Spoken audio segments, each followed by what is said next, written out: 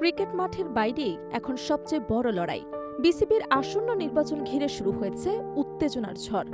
পদত্যাগ করেই নির্বাচনে নামার ঘোষণা দিচ্ছেন একের পর এক প্রভাবশালী মুখ।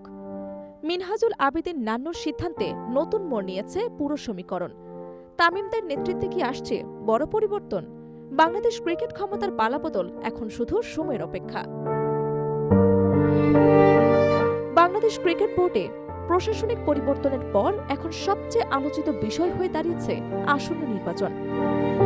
বুলবুলের নেতৃত্বাধীন পূর্ববর্তী পরিচালনা পর্ষদ ভেঙে দেওয়ার পর নতুন করে দায়িত্ব দেওয়া হয়েছে সাবেক জাতীয় দলের অধিনায়ক তামিম ইকবালের নেতৃত্বে গঠিত 11 সদস্যের একটি অ্যাডহক কমিটিকে। এই কমিটির প্রধান দায়িত্ব হল নির্ধারিত সময়ের মধ্যে একটি সুষ্ঠু ও গ্রহণযোগ্য নির্বাচন আয়োজন করা। বিসিবি সূত্রে জানা গেছে, এই অ্যাডহক কমিটিকে 90 দিনের মধ্যে নির্বাচন সম্পন্ন করার নির্দেশনা দেওয়া হয়েছে। সেই লক্ষ্য সামনে রেখে ইতোমধ্যেই প্রস্তুতি শুরু হয়েছে। গত সপ্তাহে তামিম ইকবাল নিজেই ইঙ্গিত দিয়েছেন যে সবকিছু ঠিক থাকলে জুন মাসের দ্বিতীয় সপ্তাহের মধ্যেই নির্বাচন অনুষ্ঠিত হতে পারে। সেই অনুযায়ী নির্বাচনী প্রক্রিয়া, খসড়া পরিকল্পনা এবং অন্যান্য আনুষঙ্গিক বিষয় নিয়ে কাজ এগিয়ে চলছে। তবে এই নির্বাচনের সবচেয়ে গুরুত্বপূর্ণ দিক হল, বর্তমান অ্যাডহক কমিটির সদস্যরা যদি নির্বাচনে অংশ নিতে চান তাহলে তাদেরকে আগে পদত্যাগ করতে হবে। নিয়ম অনুযায়ী তাফসিল ঘোষণার আগেই তাদের পদ ছাড়তে হবে, যাতে নির্বাচন প্রক্রিয়ায় নিরপেক্ষতা বজায় থাকে। এই শর্তের কারণেই এখন কমিটির ভেতরে চলছে নানা হিসেব নিকেশ। জানা গেছে, বর্তমান অ্যাডহক কমিটির 7 থেকে 8 জন সদস্য আগামী নির্বাচনে অংশ নেওয়ার প্রস্তুতি নিচ্ছেন। এর মধ্যে তামিম ইকবাল আগেই প্রকাশ্যে জানিয়েছেন যে তিনি পরবর্তী নির্বাচনে অংশ নিতে আগ্রহী। তার পাশাপাশি রফিকুল ইসলাম বাবু, ফাহিম সিনহা সহ আরও কয়েকজন সদস্য নির্বাচনে প্রার্থী হওয়ার সম্ভাবনা রয়েছে।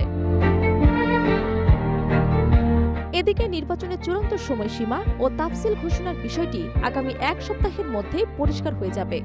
নির্বাচনের সময় যত ঘনিয়ে আসছে ততই বাড়ছে আলোচনা, জল্পনা কল্পনা এবং রাজনৈতিক সমীকরণ। বিশেষ করে সাবেক প্রধান নির্বাচক মিনহাজুল আবেদীন নান্নুকে নিয়ে বেশ কিছুদিন ধরেই গুঞ্জন চলছিল। তিনি আদৌ নির্বাচনে অংশ নেবেন কিনা সে বিষয়ে কোনো স্পষ্ট বক্তব্য পাওয়া যাচ্ছিল না। তবে অবশেষে সেই ধোঁয়াশা কেটে গেছে। একটি গণমাধ্যমের সঙ্গে আলাপকালে নান্নু জানিয়েছেন তিনিও বিসিবির আসন্ন নির্বাচনে অংশ নেবেন এবং সেজন্য তিনি আগে পদত্যাগ করবেন। নান্নু আরও জানান, তার কোনো ক্লাব না থাকায় তিনি সম্ভবত ক্যাটাগরি সি থেকে নির্বাচন করবেন। তার এই সিদ্ধান্তে নির্বাচনের প্রতিদ্বন্দ্বিতা আরও জমে উঠবে বলে মনে করছেন সংশ্লিষ্টরা। কারণ দীর্ঘদিন ধরে ক্রিকেট প্রশাসনের সঙ্গে যুক্ত থাকা এই অভিজ্ঞ ব্যক্তি বোর্ড নির্বাচনে একটি গুরুত্বপূর্ণ প্রভাব ফেলতে পারেন। অন্যদিকে ইতোমধ্যে কয়েকজন পরিচিত মুখ নির্বাচন না করার ঘোষণা দিয়েছেন। তানজিল চৌধুরী আগেই সরে দাঁড়ানোর কথা জানিয়েছেন। এছাড়া সাবেক ক্রিকেটার এবং ধারাভাষ্যকার আতহার আলী খানও নির্বাচনে অংশ নেবেন না বলে জানা গেছে। সব মিলিয়ে বিসিবির আসন্ন নির্বাচন এখন শুধু একটি আনুষ্ঠানিক প্রক্রিয়া নয়, বরং এটি হয়ে উঠেছে ক্ষমতার একটি গুরুত্বপূর্ণ লড়াই। মাঠে ক্রিকেটের বাইরেও যে প্রশাসনিক দিকটা কত গুরুত্বপূর্ণ এই নির্বাচন সেটি আবারও সামনে এনে দিয়েছে। এখন দেখার বিষয় শেষ পর্যন্ত কারা নেতৃত্বে আসেন এবং বাংলাদেশের ক্রিকেট কোন দিকে মোড় নেয়।